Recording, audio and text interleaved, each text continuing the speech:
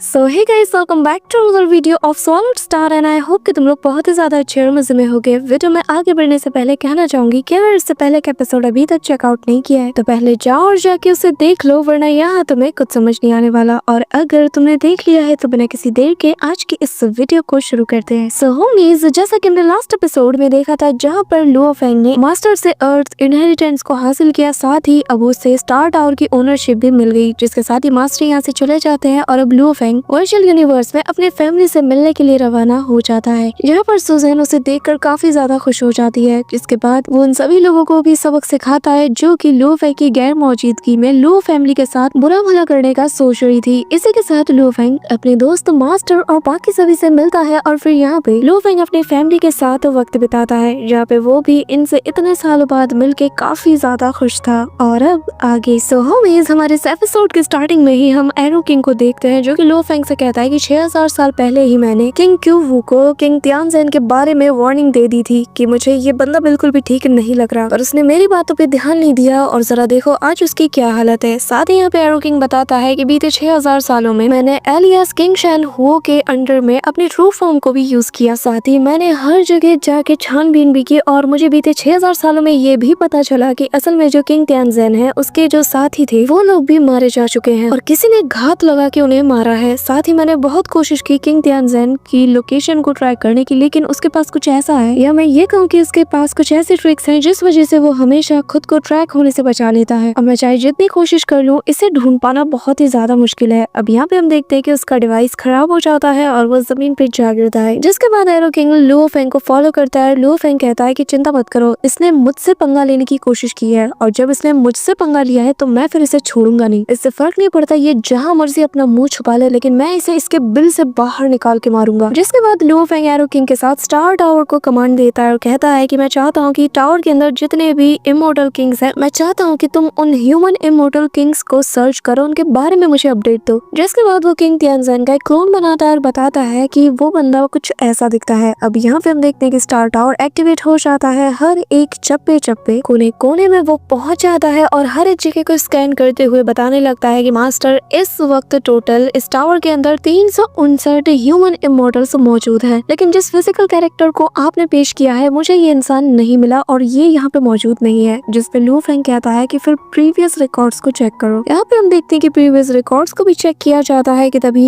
यहाँ पे star tower बताता है कि हाँ, आज से ठीक 1800 साल पहले ये बंदा यहाँ से जा चुका है। ये सुन के लुओ फेंग को तो गुस्सा आता है कि तभी एरो किंग कहता है कि अब हम इसका क्या करें। जिस पे वो बताने लगता है कि ये जो किंग तियानज़ेन है ये अभी भी होंग अलायंस का मेंबर है और मैं स्टार फॉर्मेशन किंग से इसके बारे में इंक्वायरी करूंगा और उसके बारे में पता लगाने की कोशिश करूंगा। मुझे यकीन है कि शायद उसे इस बारे में कुछ ना कुछ तो पता ही होगा, लेकिन उससे पहले मुझे उसके अगेंस्ट अगर एब्सोल्यूट विक्ट्री चाहिए तो मुझे मेरी फोर्सेस को एक्सपेंड करना होगा। ये सुनकर एरो किंग कहता है कि लेकिन मास्टर, आखिर हम किससे फिर मदद लेंगे। जिस पर लुओ फेंग हंसता है और कहता है कि तुम शायद भूल रहे हो, स्टार टावर के अंदर ये जो दूसरे क्लैंस के इमोर्टल्स हैं ये किस दिन काम आएंगे। एरो किंग समझ जाता है कि लुओ फेंग कुछ बहुत बड़ा करने वाला है जिसमें बहुत मजा आएगा। इसी के साथ लुओ फेंग स्टार टावर को यहाँ पे कमांड देते हुए कहने लगता है कि अब से थोड़ी देर में ही एक बहुत बड़ी तादाद में मैं शिकार करने वाला हूँ। इसी के साथ हम देखते हैं कि finally Luo Feng star tower के अंदर आ जाता है। यहाँ पे हम देखते हैं कि कुछ लोग बीस्ट से फाइट कर रहे थे, लेकिन तभी लुओ फेंग जैसे ही आता है सभी लोग यहाँ से गायब हो जाते हैं और लुओ फेंग बीस्ट से फाइट करना शुरू कर देता है। और यहाँ पे हम देखते हैं कि ये जो बीस्ट है इसकी जो सोल है ये लुओ फेंग के कॉन्शियसनेस में जाकर उसकी बॉडी में एंटर होके उसके कोर को हार्म करना चाहती थी, पर तभी गोल्डन हॉर्न बीस्ट का फिगर यहाँ अपीयर होता है, जिस वजह से ये जो बीस्ट की स्पिरिचुअल कॉन्शियसनेस थी वो वहीं पे डिस्ट्रॉय हो जाती है। और तभी लुओ फेंग स्टार टावर के छोटे बॉल से उस पर अटैक भी करता है, लेकिन इसका इस पे कोई असर नहीं होता और वो कहने लगता है कि तुम्हारे ये छोटे अटैक मुझ पे बिल्कुल भी काम नहीं आने वाले। और उसे क्या पता था कि ये जो स्टार टावर है इसकी ताकत क्या है। यहाँ पे अगली पल हम देखते हैं कि लुओ फेंग उस मिनी बॉल को कमांड देता है और वो सेकंड्स में इसकी बॉडी के आर पार हो जाती है और इसकी 52% डिवाइन बॉडी को ये डिस्ट्रॉय कर देता है और बाकी बची डिवाइन बॉडी को अब ये अपनी कमांड में लेना चाहता था। जो देखते साथ ही ये बीस्ट भी यहाँ से डर के मारे भागने लगता है, लेकिन तभी यहाँ पर लुओ फेंग उसे बहुत ही कोल्ड वे में देखता है और ये बीस्ट भी समझ आता है कि आखिर लुओ फेंग उससे क्या चाहता है, जिस वजह से ये चिल्लाते हुए कहता है कि तुम लाख कोशिश कर लो लेकिन मैं किसी के भी कंट्रोल में नहीं आऊंगा, इससे अच्छा है मैं खुद की जान ले लूं। ये कहते साथ ही वो खुद को सेल्फ डिस्ट्रक्ट कर लेता है, लेकिन लुओ फेंग सिल्वर विंग से खुद को बचा लेता है और हम देखते हैं कि बाकी के जो लोग यहाँ से एस्केप कर रहे थे वो लोग भी इस एक्सप्लोजन में मारे जाते जाते हैं कि तभी हम लो फैंग को देखते हैं जो कि आगे बढ़ते हुए कहता है कि अगर मुझे किंग तियानसेन को हराना है और उसके अगेंस्ट एब्सोल्यूट विक्ट्री चाहिए तो मुझे कुछ बड़ा करना होगा। इसी वजह से मैंने अपना फोकस अपने पावर लेवल को बढ़ाने पे किया और मुझे जल्द से जल्द और ज्यादा स्ट्रॉन्ग बनना होगा। लेकिन इसी दौरान जब मैं ट्रायल्स दे रहा था मैं लगातार टावर के अंदर एक्सप्लोर भी करता रहा, साथ ही स्टार मैप के जो पावर है उसे भी मैं एक्सप्लोर करता रहा। इसी के साथ लो फैंग बताता है कि आखिरकार बहुत सी नाकामियों के बाद मैंने फाइनली एक पावरफुल वॉरियर को अपने कंट्रोल में कर ही लिया। इसी के साथ हम देखते हैं कि किंग लियान शिन ने अब लो फैंग की गैंग को ज्वाइन कर लिया था और लो फैंग बताता है कि किंग शियान लिन के ज्वाइन करने के बाद मेरी जो हंटिंग का जो सक्सेस रेट है ये भी काफी ज्यादा बढ़ चुका है और मेरी स्पीड भी काफी ज्यादा बढ़ चुकी है और बीते कुछ ही महीनों में मैंने 9 सर्वेंट्स को यानी कि 9 वॉरियर्स को अपनी टीम में शामिल कर लिया है। लो फैंग स्माइल करते हुए आगे बताता है कि हाँ, और मैं ये बताना तो भूल ही गया कि जो किंग दाओ है उसे तो अब यहाँ पर स्लॉटर मास्टर के नाम से जाना जाने लगा है और वो काफी ज्यादा फेमस हो चुका है। इसी वजह से और पावरफुल एनिमी को उसने अपनी तरफ अट्रैक्ट कर लिया है और जो कि मेरे लिए ही अच्छी बात है क्योंकि पावरफुल एनिमीज मतलब पावरफुल सर्वेंट्स। इसी के साथ लो फैंग बताने लगता है कि उसके ये जो 9 सर्वेंट्स हैं इनमें से जो सबसे ज्यादा स्ट्रॉन्ग सोल एबिलिटी को पोजेस करता है वो किंग लियान शिन है। और रही बात किंग ज़ेंग जियान की तो मैंने उसे पर्पल बेल ग्रांट किया और साथ ही वुशुई की बात करो तो जितने भी न्यूली वेपन्स है ये मैंने उसे दिए हैं, जैसे कि आइस नेट, ये उसके फाइटिंग स्टाइल को काफी अच्छा सूट करेगा। अब यहाँ पे लो फैंग बताता है कि मेरे ये जो 3 सर्वेंट्स है ये मेरे मेन फोर्स है। इसी के साथ हम देखते हैं कि कुछ वक्त और गुजरता जाता है और यहाँ पे लो फैंग कल्टिवेट करने में फोकस कर रहा था कि तभी उसे स्टार फॉर्मेशन किंग का मैसेज आता है। वो बताती है कि मैंने किंग ज़ेंग तियान की जो कोऑर्डिनेट्स है उन्हें निकाल लिए हैं और वो इस वक्त 7th बैटलफील्ड का जो सबसे डेंजरस ट्विन वोर्टेक्स डोमेन है वहाँ पे छिपा हुआ है। इसी के साथ सीन शिफ्ट होता है और हमें किंग तेंग जियान को दिखाया जाता है जहाँ पे वाकई में वो उसी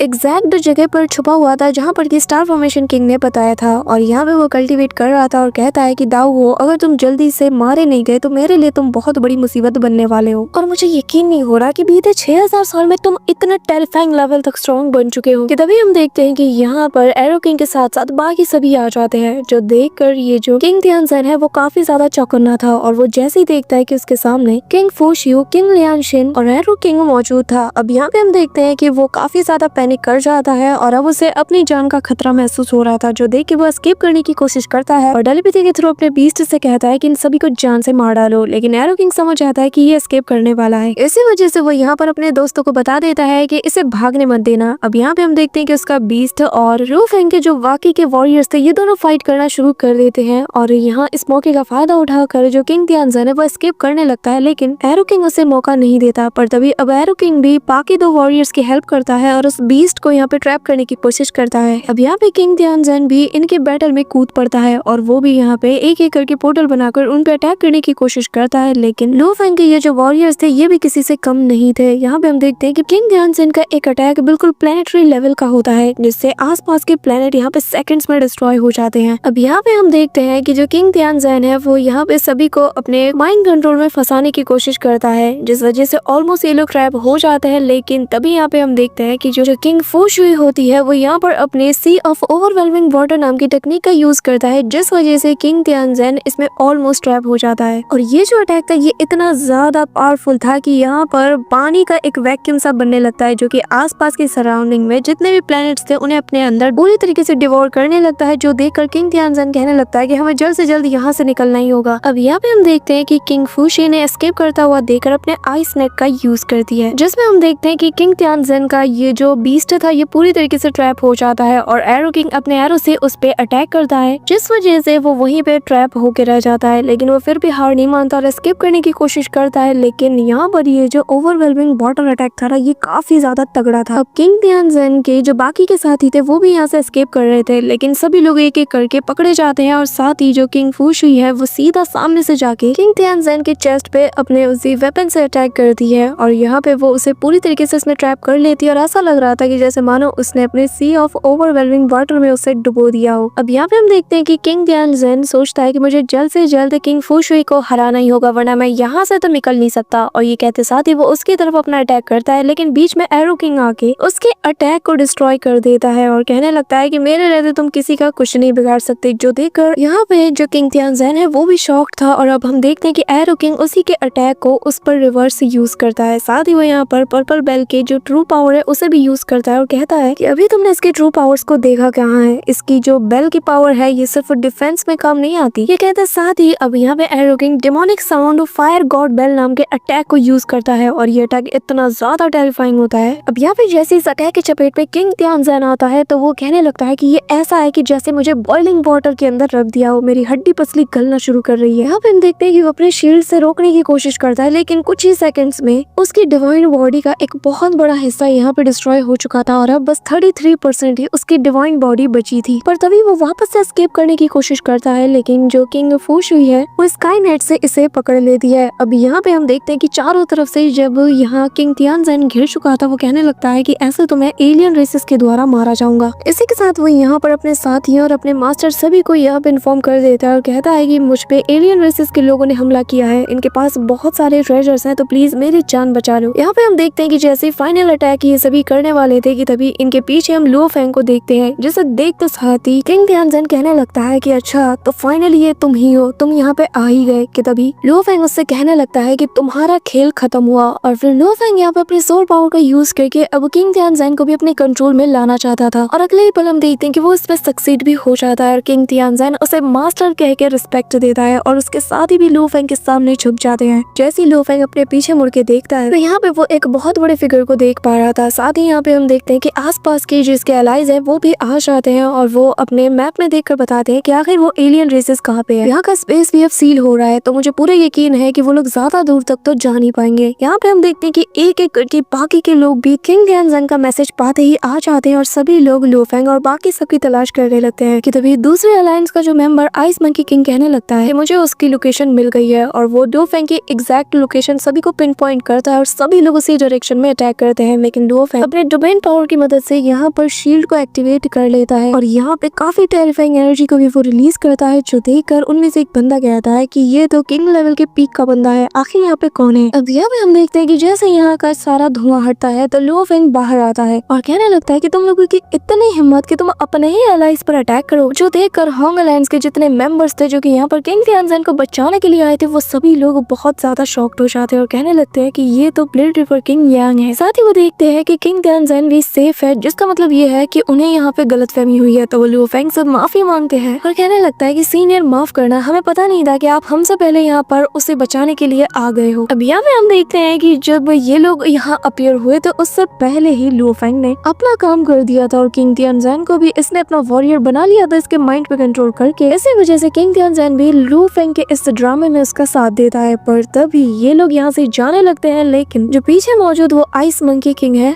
वो इनसे कहता है कि जरा रुको, पता है मैंने अभी अभी हमारे मिलिट्री सिस्टम लॉ को चेक किया है और मैंने देखा कि यांग तो ऑलरेडी रिटायर हो चुका है, उसका नाम तो इसमें है ही नहीं। अब यहाँ पर ये सुनते साथ ही सभी के मन में लालच आता है। वो कहता है कि फिर तो मतलब इसके पास जितने भी ट्रेजर्स हैं, जितना कुछ मटेरियल है, ये सब कुछ हमारा हो सकता है। अब सभी उस पर अटैक करने वाले थे कि तभी किंग तियानजन आगे आते हुए कहता है कि आखिर तुम लोग ऐसा कैसे कर सकते हो, इसने मेरी जान बचाई। आइस मंकी किंग कहता है कि बेहतर यही होगा कि तुम यहाँ से हट जाओ और बीच में तो मत बोलो। अब यहाँ पे लो फेंग किंग तियानजन से कहता है कि बेहतर यही होगा कि तुम यहाँ से चले जाओ, मैं सब कुछ संभालूंगा। अब वो यहाँ से चला जाता है और सभी लोग लो फेंग की तरफ आगे बढ़ते हैं। पर एक लड़की कहती है कि मुझे नहीं लगता कि हमें ऐसा कुछ करना चाहिए, क्योंकि यांग भले ही होंग अलायंस का हिस्सा ना हो लेकिन वो ह्यूमन रेसेस के पावर हाउसेस में से एक है। किंग लेवल के पीक पे होने के बावजूद भी इसने कई सारे पावरफुल वॉरियर्स को निपटा दिया है। यहाँ पे हम देखते हैं कि आइस किंग और उसके साथी जो कि होंग अलायंस का हिस्सा नहीं थे वो लोग कहते हैं कि ठीक है, फिर इसका मतलब तो इसके पास बहुत पावरफुल ट्रेजर्स होंगे और होंग अलायंस को इसमें इंटरफेयर करने की जरूरत नहीं, इसे तो हम ही हैंडल कर लेंगे। अब ये कहते साथ ही वो लो फेंग पर अटैक करता है, लेकिन लो फेंग अपने मास्क को पहनते हुए कहता है कि इस फाइट में बहुत मजा आएगा। यहाँ पे सभी लोग लो फेंग पे टूट पड़ते हैं, लेकिन लो फेंग अपनी शील्ड को एक्टिवेट करके सभी के अटैक को रोक लेता है और कहता है कि क्या इतने कम पावर के साथ तुम मुझे चैलेंज करने आए हो, अब मैं तुम्हें दिखाता हूँ कि ट्रू स्ट्रेंथ क्या होती है। यहाँ पे हम देखते हैं लो फेंग अपनी पावर की ऑरा को रिलीज करता है, जिससे यहाँ पर एक बहुत बड़ा एक्सप्लोजन होता है और इतनी टेरिफाइंग एनर्जी फ्लक्चुएशन को देखकर सभी की रूह कांप जाती है। वो कहते हैं कि इससे पहले आज तक ऐसा कुछ नहीं देखा। यहाँ पे लो फेंग अपना अटैक करता है, जिसके जरिए से वो सभी को अपने स्ट्रिंग्स में ट्रैप करता है और सभी की लोकेशन उसकी निगाहों में थी। अब यहाँ पे हम देखते हैं कि एक बंदा सामने से उस पर अटैक करता है, लेकिन लो फेंग बस उसकी तरफ देखता है, अपनी मुट्ठी टाइट करता है और इस बंदे पर लगातार बहुत से स्लैश अटैक हो जाते हैं और वो सेकंड्स में वहीं पे मारा जाता है। और हम देखते हैं कि सभी लोग अब लो फेंग की तरफ टूट पड़ते हैं। वो लोग एक के बाद एक अटैक हो जाते हैं, लेकिन लो फेंग उन सभी से डॉज करते हुए इन्हें भी निपटा के रख दे रहा है। और तभी अब दुश्मनों की की तादाद बढ़ने लगी थी और ये लोग फुल स्पीड में लू फेंग की तरफ बढ़ रहे थे, जो देखकर लू फेंग अपना bright moon slaughter attack use करता है और एक सिंगल स्लैश अटैक से ही सभी लोग यहाँ पे बिल्कुल स्पीचलेस हो जाते हैं और जैसे यहाँ पे ये फ्रीज हो जाते हैं और लू फेंग इस मौके का फायदा उठाकर इन्हें निपटा देता है। अब यहाँ पर हम उसी आइस किंग को देखते हैं। अब आइस मंकी किंग अपने डिवाइन का यूज करके खुद की जान तो बचा लेता है, लेकिन अब उसका निशाना लू फेंग था और जैसे ही उसका ये आर्टिफैक्ट लू फेंग के ऊपर लॉक होने वाला था, लू फेंग उसके आर्टिफैक्ट के दोनों सिरों को ही पकड़ लेता है और इसे लॉक होने से रोकता है, जो देखकर आइस मंकी किंग और ज्यादा पैनिक करता है। लेकिन लू फेंग अपने उन्हीं 6 स्टार्स को उसकी तरफ थ्रो करता है और यहाँ पे वो अपना स्काई टीयरिंग क्लॉ अटैक भी कर देता है, जो देखकर यहाँ पे वो आइस मंकी किंग कहता है कि तुम मुझे मारोगे, हाँ मुझे। लेकिन यहाँ पे लू फेंग का ये क्लॉ अटैक इतना ज्यादा टेरिफाइंग होता है कि सेकंड्स में इसे डिस्ट्रॉय करके रख देता है। पर तभी लू फेंग जानता था कि ये वापस से रीजनरेट होगा। तो हम देखते हैं कि यहाँ पे आइस मंकी किंग वापस से रीजनरेट होता है, पर वो हैरान था कि एक सिंगल अटैक ने उसके 35% डिवाइन बॉडी को डिस्ट्रॉय कर दिया था। और तभी लू फेंग उसके सर पे मौत की तरह मंडराते हुए उस पर एक फाइनल स्ट्राइक करने के लिए बढ़ता है, लेकिन तभी एक पीछे से टेरिफाइंग आवाज आती है और कहता है कि यांग वहीं पे रुक जाओ। यहाँ पे एक पोर्टल ओपन होता है। लू फेंग के ऊपर एक बहुत ही तगड़ा वाला अटैक बढ़ रहा था, जो देखकर लू फेंग कहता है कि मैं ऐसी स्पीड के साथ तो यहाँ से एस्केप भी नहीं कर सकता। यहाँ पे लू फेंग इतनी समझदारी से काम लेता है ना कि वो इमीडिएटली अपने 3 स्टार का यूज करके थ्रेड वेव अटैक को क्रिएट करता है और उस अटैक की तरफ थ्रो करता है। साथ ही वो यहाँ पर अपने बाकी के मिनी स्टार बॉल्स का यूज करते हुए बीस्ट गॉड के फिगर को यहाँ समन करता है, जो कि एक डिफेंसिव बैरियर की तरह काम करती है। साथ ही वो अपने टेल से एक काउंटर अटैक सामने से आ रहे अटैक की तरफ करता है, जिस वजह से यहाँ पर एक बहुत बड़ा एक्सप्लोजन होता है और सभी लोग शॉक्ड हो जाते हैं। और लू फेंग भी इस इम्पैक्ट से बहुत दूर जा गिरता है और कहता है कि ओह तो किंग की जियान ये तुम हो। यहाँ पे जब सभी लोग किंग की जियान का नाम सुनते हैं तो ये सभी लोग भी मुड़ के देखते हैं कि क्या वाकई में यहाँ पे किंग की जियान आया है। यहाँ पे हम देखते हैं कि वो जो ब्लेड अटैक था वो यहाँ पे एक पोर्टल को ओपन करता है और स्पिन करते हुए वॉइड में एक बड़ा सा पोर्टल ओपन होता है और जिसके अंदर से किंग की जियान बाहर आता है और ताली बजाता है। साथ ही उसके वो जो ब्लेड रिंग्स हैं जो कि उसे किंग की जियान बनाती हैं, वो भी फ्लोट होते हुए उसके बॉडी के पीछे आ जाती है। साथ ही अब ये ताली बजाते हुए वॉइड से बाहर निकलता है और कहता है कि मेरे ब्लेड स्ट्राइक को हैंडल कर पाना हर किसी के बस की बात नहीं है और तुम बिना एक खरोच के मेरे सामने खड़े हो। वाकई में तुम्हारे पास माल की स्किल्स हैं। जिसके बाद वो यहाँ पर अपने ट्रू फॉर्म में भी आता है और यहाँ लू फेंग उसे देखते साथ ही फाइटिंग मोड में पहुंच जाता है और उसके सामने आकर कहता है कि वो क्या है ना कि किंग की जियान जैसे एक पावर हाउस के अगेंस्ट मैं भी अपने पावर को डेस्परेटली कब से आजमाना चाह रहा था और अब देखो तुमने यहाँ आके मेरा काम आसान कर दिया। यहाँ पे किंग की जियान को भी ये बात सुन के थोड़ा गुस्सा तो आता है, लेकिन वो कुछ ज्यादा ही कॉन्फिडेंस था। वो यहाँ पे अपने ब्लेड रिंग्स को एक्टिवेट करते हुए अपने स्वॉर्ड को भी एक्टिवेट करता है और कहता है कि अच्छा ऐसी बात है तो चलो फिर देखते हैं कि तुम किस हद तक जा सकते हो। ये कहते साथ ही वो लू फेंग की तरफ तेजी से बढ़ता है। So that's it for today guys. I hope कि तुम सबको आज की ये वीडियो काफी ज्यादा पसंद आई होगी। अगर हाँ तो वीडियो को लाइक करना, चैनल पे नए हो तो सब्सक्राइब करना। तो मिलते हैं नेक्स्ट वीडियो में, तब तक के लिए